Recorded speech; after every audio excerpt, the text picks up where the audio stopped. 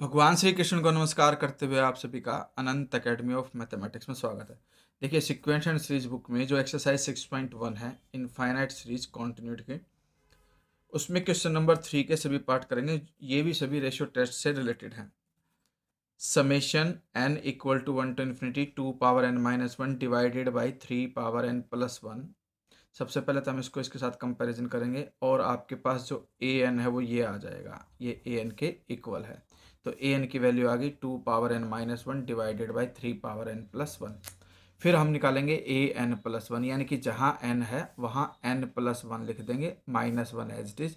Denominator में n की जगह पे n प्लस 1, ये माइनस 1 से प्लस 1 कैंसिल होके 2 की power n upon 3 power n plus 1 ये वाला बच जाएगा।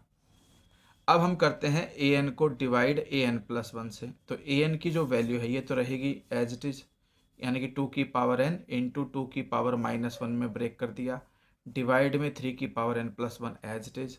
अब ए एन प्लस 1 ये है, इसको डिवाइड में करेंगे तो रेसिप्रोकल हो जाएगा, यानी कि ये वाली जो टर्म है 3 पावर n प्लस 1 ये ऊपर आ जाएगी और डिवाइड में आ जाएगा 2n से 2n कैंसिल आउट हो गया। इसके बाद 2 की पावर माइनस 1, 3 की पावर n इंटू 3 की पावर 1, ये ऐसे ब्रेक हो जाएगा प्लस 1 और डिवाइड में 3 पावर n प्लस 1। अब मैंने न्यूमरेटर में से जो ब्रैकेट है उसके अंदर से 3 पावर n कॉमन ले लिया। 2 पावर माइनस 1 को तो मैंने 1/2 लिख दिया।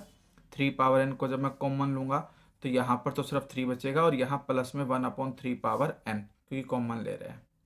डिवाइड में 3n कॉमन लोगे तो ये 1 हो जाएगा और ये 1/3 पावर n, फिर इससे ये कैंसिल हो गया। अब limit n tends to infinity put up कर दो तो 1/∞ 0, 1/∞ 0 सिर्फ 3/2 बच जाएगा और 3/2 ग्रेटर देन 1 होता है, इसलिए कन्वर्जेंट। फिर हमारे पास सेकंड है summation n equal to 1 to infinity n cube plus a divide 2 power n plus a is positive. Same way में ए एन आपको दे ही रखा है, ए एन प्लस 1 के लिए जहाँ जहाँ n दिखे वहाँ पर n प्लस 1 रिप्लेस कर दिया हमने।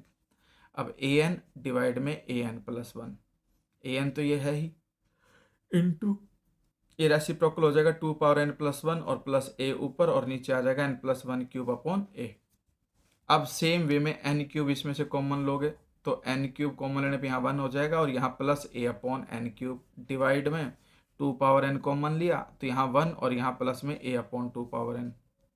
सेम वे में यहाँ से हम 2 की पावर n कॉमन लेंगे तो यहाँ तो 2 की पावर 1 बच जाएगा, प्लस में a/2 पावर n और कॉमन जो लिया था वो बाहर लिख दिया, डिवाइड में n की पावर 3 कॉमन बाहर आएगा तो यहाँ तो 1 प्लस 1/n का होल क्यूब हो जाएगा और यहाँ a/n क्यूब, तो ये कंडीशन बन जाएगी। अब ऊपर नीचे 2n से 2n कट गया, n क्यूब से n क्यूब कट गया, अब जो बच गया उसमें limit n tends to infinity put up कर दो तो ये 0 हो जाएगा, ये 0, ये भी 0, ये भी 0, ये भी 0, तो ऊपर तो क्या बचेगा, सिर्फ 2 इंटू 1 2 बचेगा और नीचे 1 इंटू 1 1 बचेगा और 2 आया ओवरऑल सोल्व होकर के और वो ग्रेटर देन 1 होता है, इसलिए कन्वर्जेंट। ठीक है, अब आते हैं हम नेक्स्ट क्वेश्चन पे। नेक्स्ट ये है summation n equal to 1 to infinity n factorial upon n की पावर n।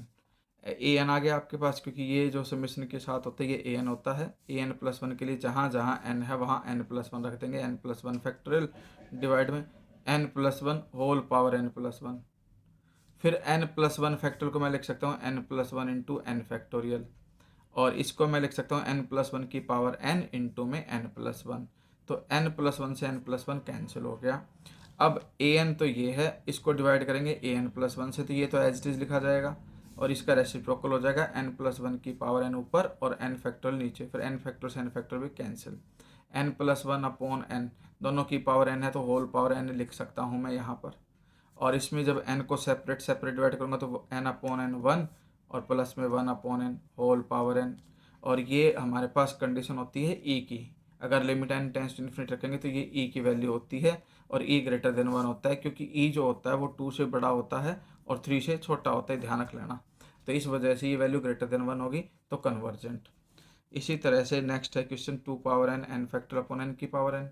इसमें ए एन दे ही रखा है, ये रहा ए एन प्लस 1 हम निकालेंगे 2 power n plus 1 n plus 1 factorial upon n plus 1 power n plus 1।